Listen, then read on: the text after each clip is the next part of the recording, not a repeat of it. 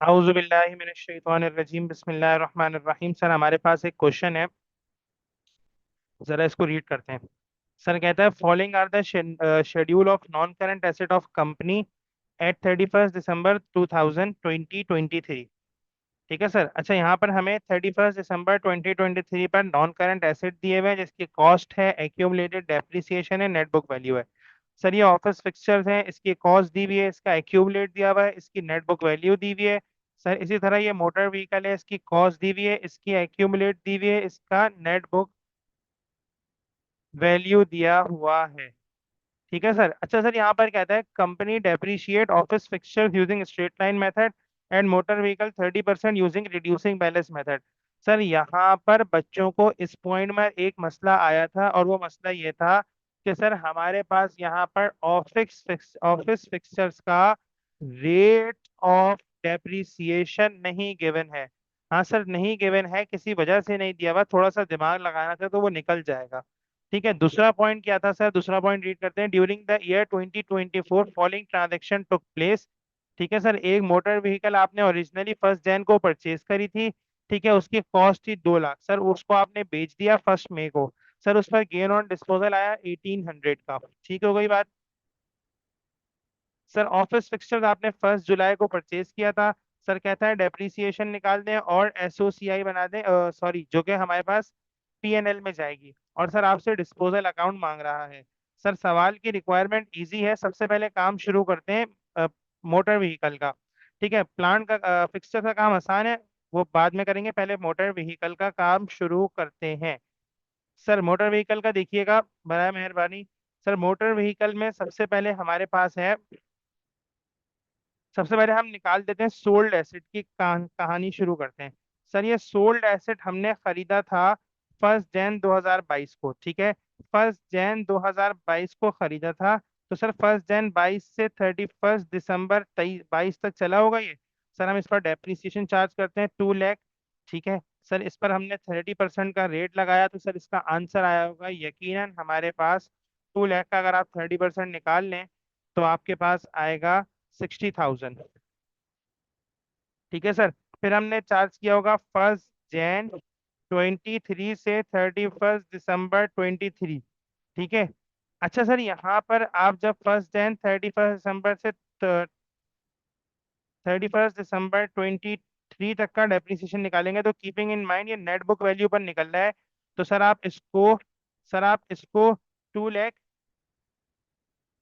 Sir आप इसको 2 lakh minus 60,000। ठीक है सर, यहाँ पर क्या बचेगा? ये बचेगा 140,000। सर आप इसको 140,000 पर 30% डेप्रिशिएट करेंगे तो ये आपके पास आ जाएगा 42,000। ठीक हो गई बात? सर ये दूसरे साल की 42,000 डेप्रिसिएशन आ गई। सर ये पहले साल की एसओसीआई में, ये दूसरे साल की एसओसीआई में क्या होगा? अभी हम फिलहाल एसओसीआई का काम नहीं कर रहे, अभी हम दूसरा काम कर रहे हैं, तो सिर्फ मैं ये बता रहा हूँ।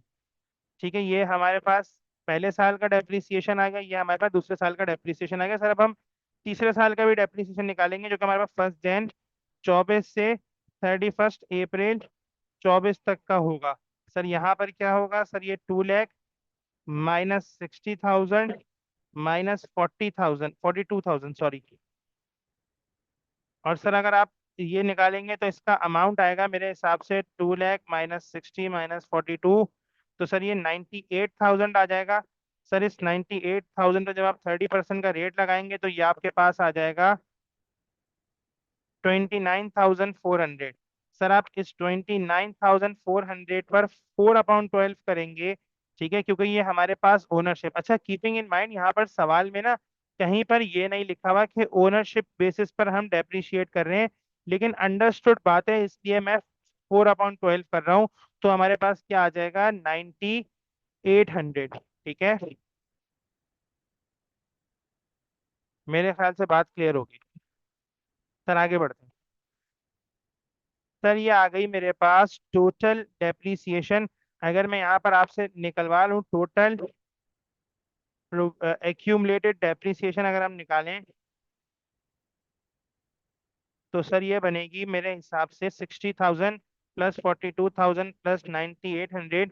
तो 111,800 इसकी ये बनेगी। ठीक है। अच्छा सर, फिर उसके बाद हम क्या करेंगे? सर फिर हम उसके बाद नेट बुक वैल्यू निकाल लेते हैं। ठीक है। नेट बुक वैल्यू निकालते हैं सर। नेट बुक वैल्यू बराबर होती है कॉस्ट माइनस एक्यूमुलेटेड डेप्रिसिएशन के। सर यहाँ पर हमारे पास कॉस्ट दी हुई है 2 लाख की। ठीक है।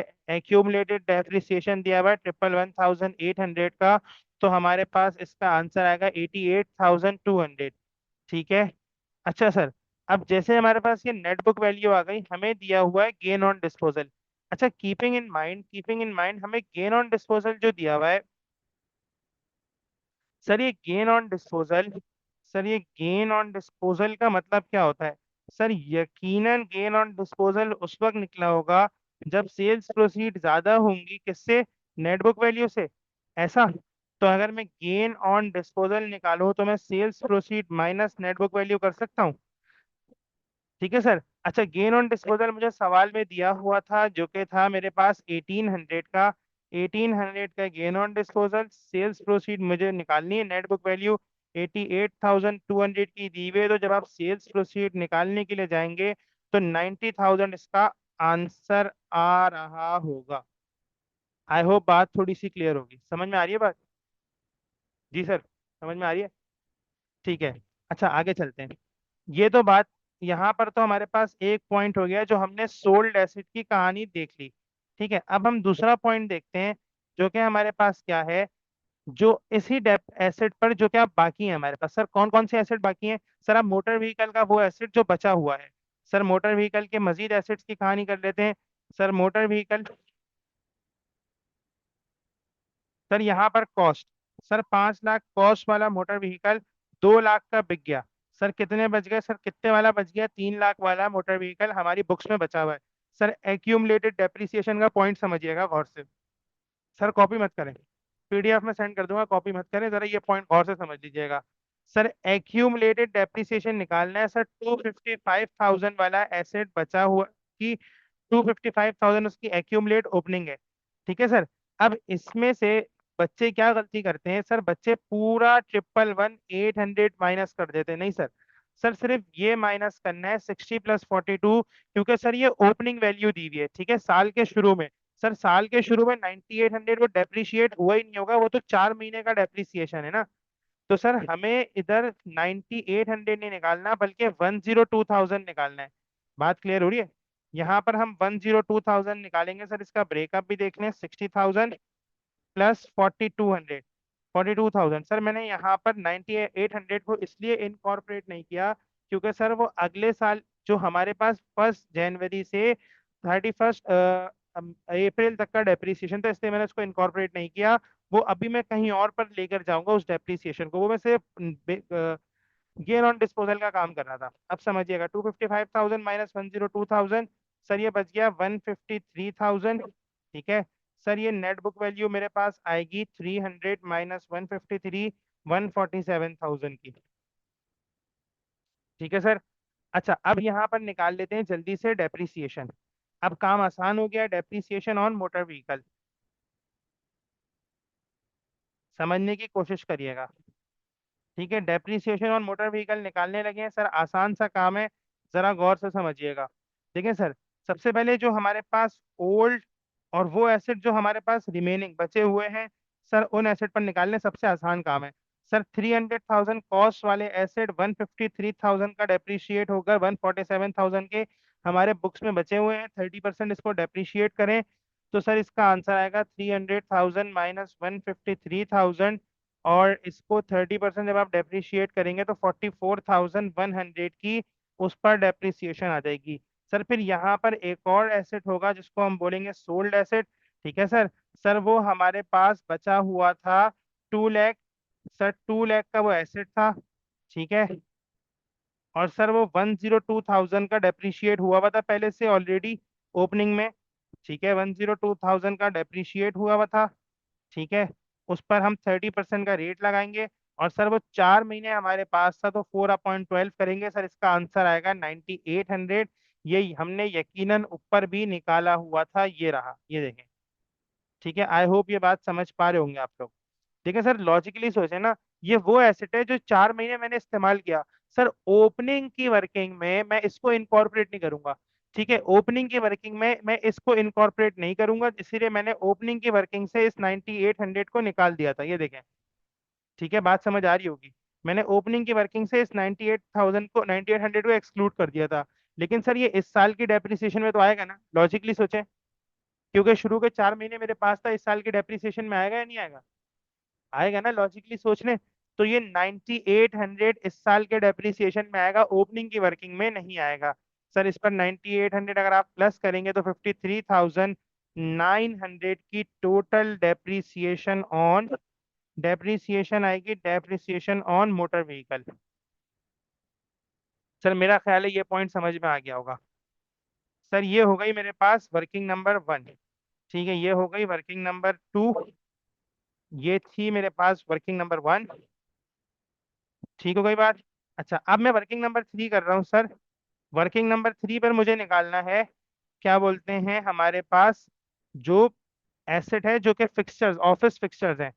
ठीक है सर, वर्किंग नंबर 3 में मैं मुझे ऑफिस फिक्सचर्स निकालने हैं। अब जरा लॉजिकली समझिएगा। सर ये मेरी बात को समझने की कोशिश करिएगा, देखें। टोटल एक्यूमुलेट कितना है यहाँ पर? 30,000। यहाँ पर है एक्यूमुलेटेड डेप्रिसिएशन दिया हुआ है 30,000 का।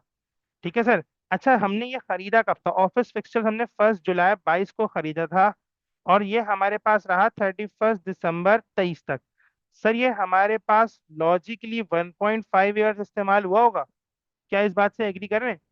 लॉजिकली ये 1.5 ईयर्स इस्तेमाल हुआ होगा। और सर ये 30,000 भी 1.5 ईयर्स में ही एक्यूमुलेट हुए होंगे। ठीक है सर, ये 30,000 भी 1.5 ईयर्स में ही एक्यूमुलेट हुए होंगे। और ये 1.5 ईयर हमारे पास रहा, तो 1.5 ईयर 30,000 भी 1.5 ईयर्स में ही हमारे पास आए होंगे। सर अगर मैं इसको 30,000 को 1.5 से डिवाइड कर दूं तो मेरे पास आंसर आएगा 20,000। सही है सर? क्या ये बात क्लियर होती है? सर ये मेरे पास पूरे साल की डेप्रिसिएशन। अब समझने की और मजीद कोशिश करिएगा। देखिए सर, पहले साल क्या हुआ होगा? 1 जुलाई 22 को, 1 जुलाई 22 को क्या हुआ होगा पहले साल? 1 जुलाई 22 से 31 दिसंबर 22। ठीक है सर, मेरे पास टोटल डेप्रिसिएशन आ रही होगी 20,000 की। मैंने इसको 6/12 कर दिया होगा, क्योंकि ये आधा साल मेरे पास चला। तो सर ये 10,000 आ गई। सर फिर 1 जुलाई 23 से 31 दिसंबर 23 मेरे पास जाहिर है पूरे साल चला होगा, तो मैंने यहाँ पर पूरे साल की यानी कि 20,000 डेप्रिसिएशन निकाल दी। तो ये हो जाएगी 30,000, विच इज हमने अभी देखा भी एक्यूमुलेट में पड़ी हुई थी। आई होप बात थोड़ी सी समझ आ पा रही होगी। सही है सर, आगे चल सकता हूँ मैं? आगे चल सकता हूँ। तो सर अब मेरे पास ऑफिस फिक्सचर्स की ऑफिस डेप्रिसिएशन। सर मेरे पास डेप्रिसिएशन ऑन ऑफिस फिक्सचर्स आ रहे होंगे, जो कि 20,000 होंगे।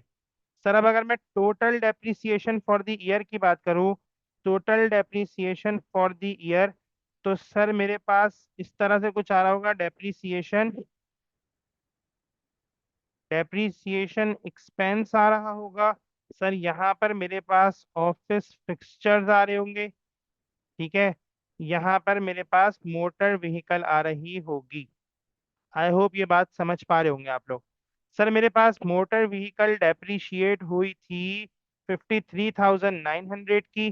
ठीक है, और मेरे पास ये 20,000 डेप्रिशिएट हुआ था।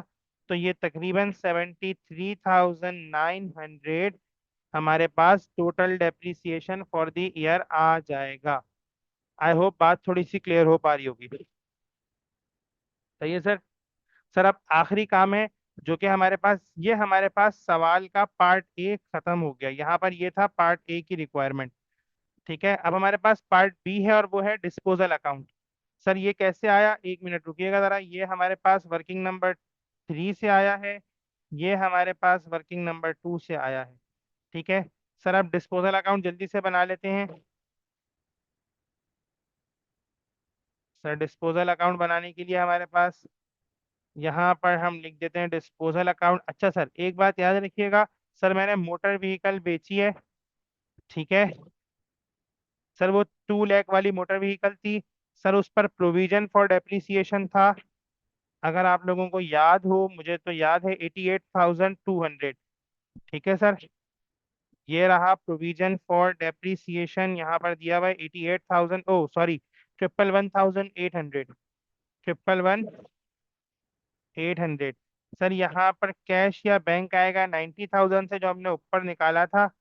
ठीक है सर, तो सर हमारे पास टोटल अगर आप चेक करें तो यहाँ पर आ रहा है गेन ऑन डिस्पोजल 1800 से। ठीक है सर, यहाँ पर मेरा सवाल हो गया कंप्लीट। सर इसकी, इस सवाल की मैं इंशाल्लाह ताला पीडीएफ ड्राइव पर अपलोड भी कर दूंगा। आई होप ये कॉन्सेप्ट आपको समझ में आया होगा। सवाल में सिर्फ दो चीज़ें थोड़ी सी डिफिकल्ट थी, अगर कुछ भी नहीं समझ में आया तो आप प्लीज़ मुझसे पूछ लें।